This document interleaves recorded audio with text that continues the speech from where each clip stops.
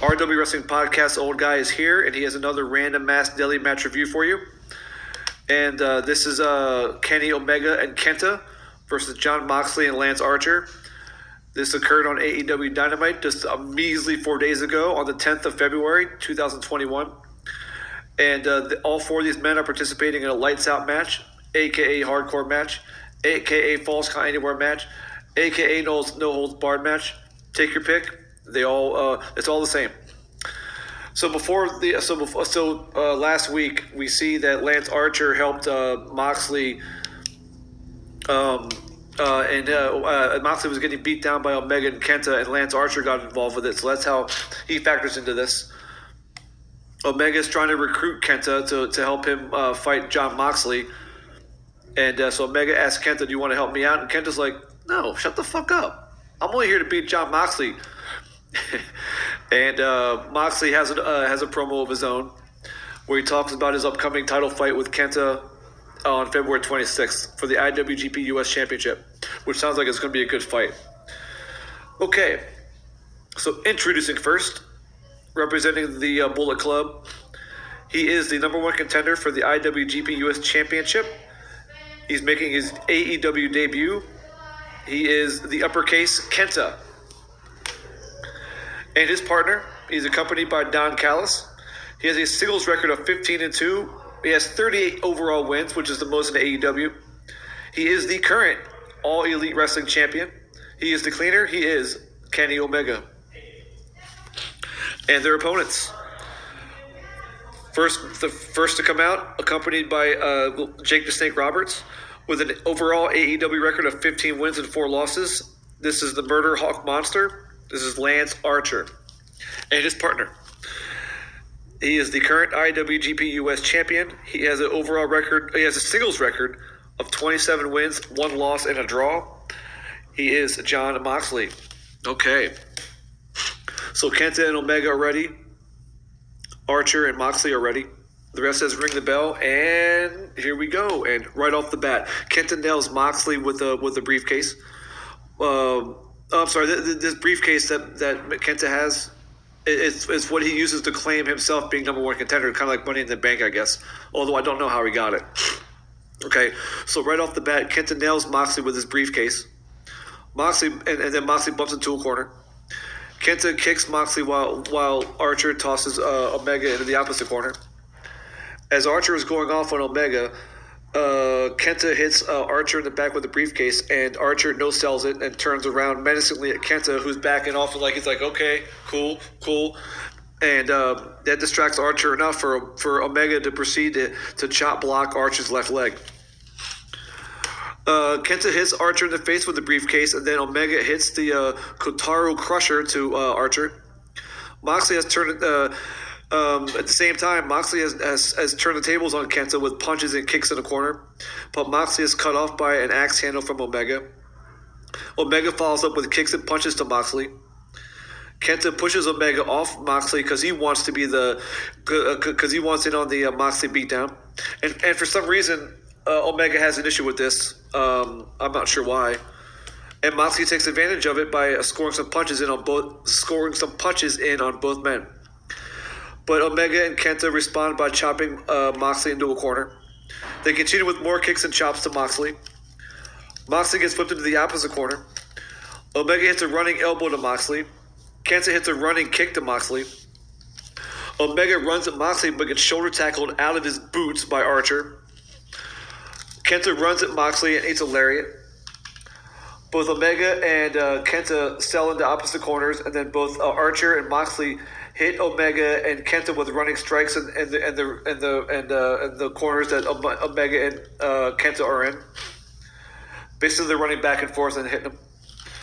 Archer attempts a powerbomb to Omega, but Omega reverses it into a Hurricanrana. Looked really good. Moxley hits Omega in the back with a running knee, and Omega bumps to the floor.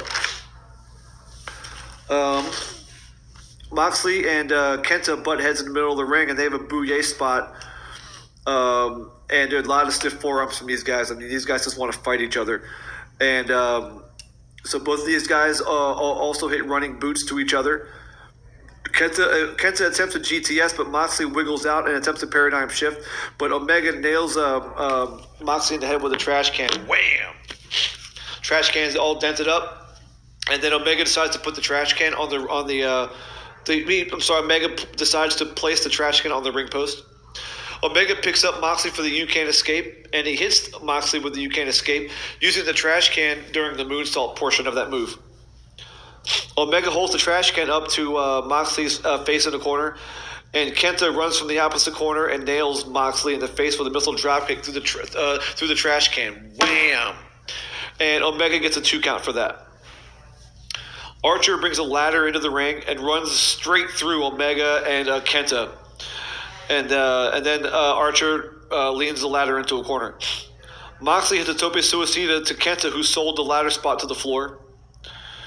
Archer launches Omega into the ladder with a double underhook suplex. Wham! Damn. Omega just loves. I think Omega just likes being thrown into ladders. The last time we had Omega in a lights out match, it was with Joey Janela. I reviewed it last month, and I think he took like 2 dragon suplexes on that ladder. I honestly just think he likes taking that bump. Power to him. Archer and Omega leave the ring with Archer hitting Omega with something. I'm not sure what it was because at this point I'm in picture in picture, and the one picture where they're showing the match is smaller than the one where they're showing all the ads and commercials. I couldn't tell what the hell he hit him with. It looked like, I want to say, a license plate. It was that small, but I don't know. It doesn't make any difference. Okay, so it was kind of tough to see what was going on for the next 5 minutes. So if I'm a little inaccurate here, I apologize. Archer rams Omega's head into a barricade. Kenta throws Moxley into a ring post. Archer throws Omega into the side of the ring entrance and follows up with slamming Omega's head into a trash can. Archer and Omega have moved beyond the ringside area and into the spot where Peter Avalon is lounging on a sofa. Back in the ring, Moxley has a crossface on Kenta. Moxley will eventually, while Kenta is selling the crossface, or selling the effects of the crossface, Moxley leaves the ring and gets a chair while Omega has gotten control over Archer with a few punches. Moxley attempts to suplex Kenta on a set-up chair, but Kenta escapes and roundhouse kicks Moxley in the gut. And then Kenta places Moxley onto this. Kenta places Moxley on the set-up chair. Kenta runs the ropes and hits Moxley with a shining wizard. Wham! And both men are down. Back outside the ring, Omega is choking out Archer with a camera cord. Archer escapes with an eye rake to Omega. Omega comes back with a few strikes to Archer, but Archer responds with a kick and a forearm to Omega. Omega gets dumped back over the barricade onto the ring floor while Archer fends off Kenta. Kenta tells Avalon to move off the sofa, and Avalon has a little issue with it, so Kenta decides to serve up a GTS for Avalon. Kenta attempts a suplex to Archer, but Archer blocks it and attempts a suplex of his own. But Kenta flips out of it and eats a forearm for his trouble. Omega jumps up to the top of the barricade to try to catch Archer off guard, but Archer catches him and chokeslams Omega onto the sofa. Archer goes for a pin, but is broken up by Kenta. Moxley has recovered from the Shining Wizard and attacks Kenta by throwing him into a barricade. Moxley sits Kenta on a chair and kicks the holy crap out of him in the chest, and he gets a 2 count for it. Moxley continues punishing Kenta with strikes to the head. Moxley and Kenta make their way up some steps through the arena as Omega is selling the chokeslam on the sofa. Archer is now making his way up the same steps as Moxley and Kenta. So the next thing we see is Moxley and Kenta fighting in the kitchen area, and then we see Kenta bouncing Moxley's face off a refrigerator. Kenta goes for a pin and gets a 2 count.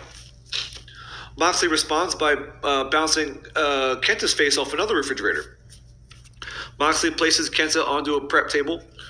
Moxley climbs up and attempts a pile driver, but Kenta blocks it and hits a DDT to Moxley.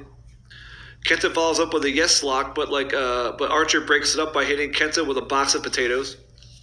He potatoed him, JR. Jesus Christ.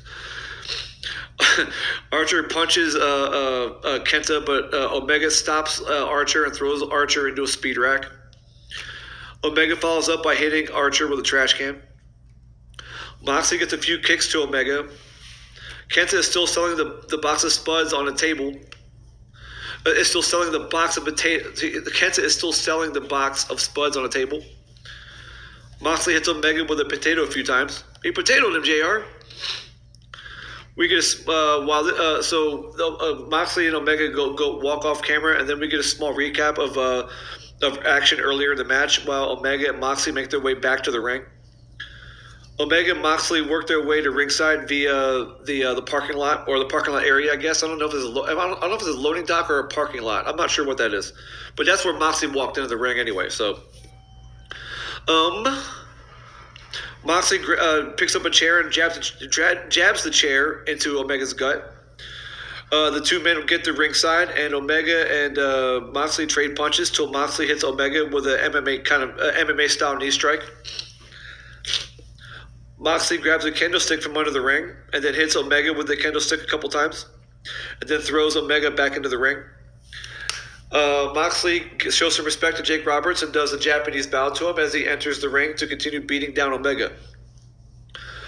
I'm not even sure why Roberts is even on the ring apron at this point. It just looks really silly, but I don't know. It was a little bit of a distraction to me, but whatever. Where am I at here? So Moxley gets in the ring and hits Omega in the head with the kendo stick and then climbs up the Bret's rope. Moxley attempts to hit Omega with the kendo stick from Bret's rope, but Omega hits Moxley with a V-trigger instead. Bam! And both men fell to the mat. Moxley will make his way to the floor, and then Omega follows him. Omega picks up Moxley, but Moxley pushes Omega into the ring apron. Archer and Kenta have finally shown back up. They emerge from the ring entrance tunnels. Down on the floor, Omega hits another V-trigger to Moxley, and Moxley sells onto a table. Archer is punishing Kenta with punches on the entrance ramp. They work their way over to the commentator's table, and Archer attempts a powerbomb to Kenta on the commentator's table. But Kenta escapes and runs off the ring entrance and nails Moxley with a beautiful double stomp right to the table. Bam! Great spot. Loved it. That was awesome. Chant breaks out as a result. So at this point, we have Lance Archer's walking to the ring with his eyes on whipping Omega's ass, while both Moxley and Kenta are selling on the floor. Omega hits Archer in the ribs with the kendo stick, but Archer holds on to the kendo stick and then takes it from Omega, and then Archer breaks the kendo stick over his knee. While he was doing that, Omega runs the ropes and hits a basement dropkick to Archer's knee and tries to follow up with some kind of arm lock. I couldn't tell what he was doing.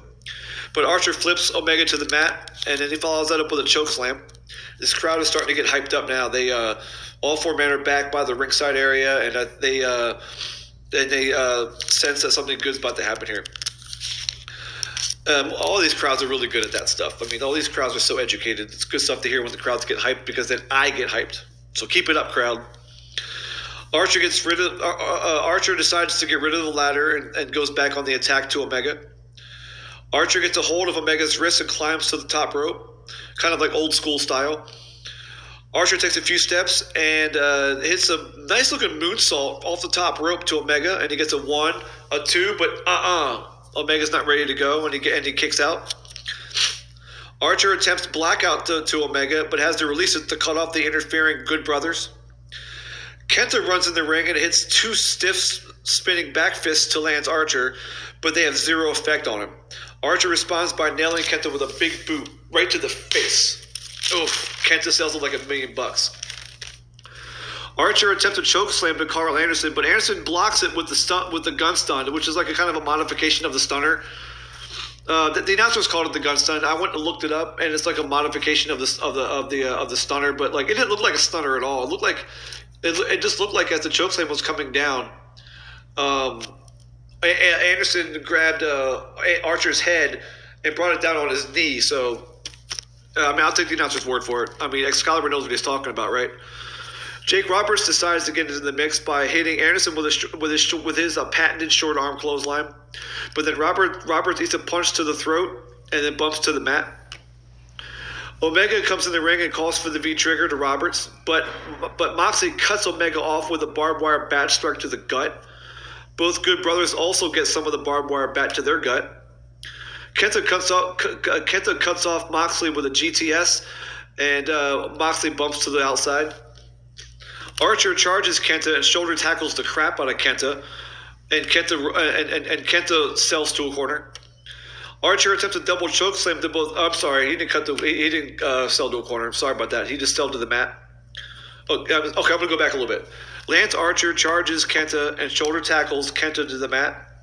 And then Lance Archer attempts a double choke slam to both Omega and Kenta, but they block it, and they both kick Lance Archer right in the nuts. The Good Brothers proceed to nail Lance Archer with the Magic Killer. Wham! Looks good. I love that move. WWE dropped the ball on these guys. Pure and simple. Omega signals for and then nails Lance Archer with a V-trigger. Wham! Right to the back of the head. And Lance Archer is in some deep shit right now. We got the one-winged angel, but looks like Omega needs some help. And he calls over both Anderson and Gallows, and they grab up Lance Archer like to give to give Omega some help. They get him up, and then wham! We get the one-winged angel to Lance Archer, and at 1956, Omega gets the 1, the 2, and the 3. Omega and Kenta win the lights out match over Moxley and Archer. Kenta is beating up Moxley on the floor as Omega and the Good Brothers celebrate in the ring. Don Callis eventually joins the little Omega and Bullet Club faction as Archer and Moxley sell the loss, and we cut the black. All right, so this match was okay, except for a few spots. This lights up match was just your average hardcore match, and when I say average, it was pretty dull in some moments. And there was things in there that I've seen like 100 times, and maybe that's the point that hardcore matches have their little niche in the wrestling world. But this one didn't blow me away. Most of the action in and out of the ring was just okay. There wasn't much special about it. It was just they went from one spot to the next, to the next, to the next, and went from one area to the next, to get to the end. The kitchen stuff was fun, but in a silly way. It was whatever. I mean, fighting with potatoes. I mean, come on. He potatoed him, JR. Let's see. When Mox went for the... However, though, I will say this, though. I think they may have missed it here, but I'm not... but maybe there was this... maybe Moxley and Kenta talked about it. But that spot where Moxley went for the pile driver on the prep table, I was seriously kind of hoping that Kenta would have put Mox's head through the ceiling, because that would have been friggin' awesome to see. That would have been cool. So despite all that, I'm glad that this lights out match didn't go over the top and then deliver all the spots you would see as a blow off, as this match tends to be, because if these wrestlers did go all out in this match, where would they go from here? There's two great rivalries bubbling between Kenta and Moxley, as well as one between Omega and Archer, and Omega and Archer will probably be a title fight down the line. So it would have made zero sense for this lights out match to be more than what it was. This match instead acted as a vehicle to further all the rivalries involved, and that part I really enjoyed about the match. And I'm going to talk about the finish in a second. Here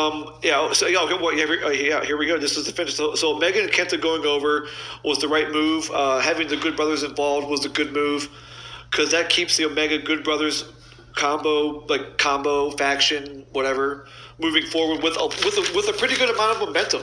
I mean, they beat two guys who are doing fairly well in AEW. This finish also gives us a reason for Archer to want to get his hands on Omega. Because, considering it took 3 men to put down Archer, Archer has a legit reason for getting Omega in a one-on-one match, possibly in a way to have possibly a match that will to where the Good Brothers can't interfere. So that's something down the line I think we're going to look forward to. Kenta gets the last word on Moxley with the GTS and the post-match beatdown. And I like the idea that Kenta did not celebrate with Omega in the ring. As far as I can tell, I didn't see him in there because that goes with the idea that Kenta doesn't want to be friends with Omega. He just wants to beat up John Moxley and beat John Moxley for the IWGP US Championship. So, and as a result of that beatdown after the match was over, Moxley's going to want to get his revenge. But at the same time, he has to put the title up on the line to get it now. So we will see a fight between those two guys on February 26th. So I am tuning in. That's going to be a match I think I'm going to want to see. And the pre-match video with Moxley hyped it up, and then the finish here furthered that, and it just really got me to want to. Basically, they talked me into the building. So kudos for that. Good job with the finish. The few spots I did like besides the finish was the "You Can't Escape" with the trash can and the Kenta double stomp. I mean, that Kenta double stomp came out of nowhere. I was like, oh, holy shit. How many holy shit moments do you think some guy who's watching like 30 years of wrestling, or like 35 years of wrestling can see?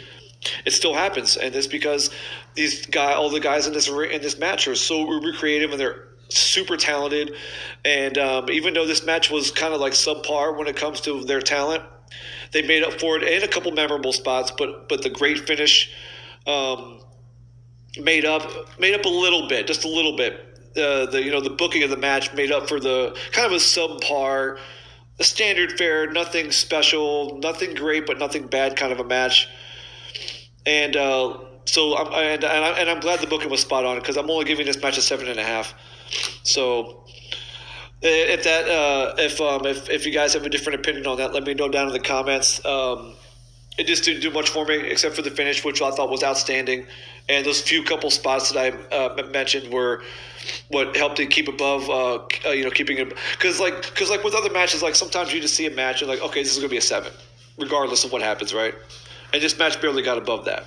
But like I said, I'm glad it didn't happen that way, because there's more to be had between all 4 of these guys.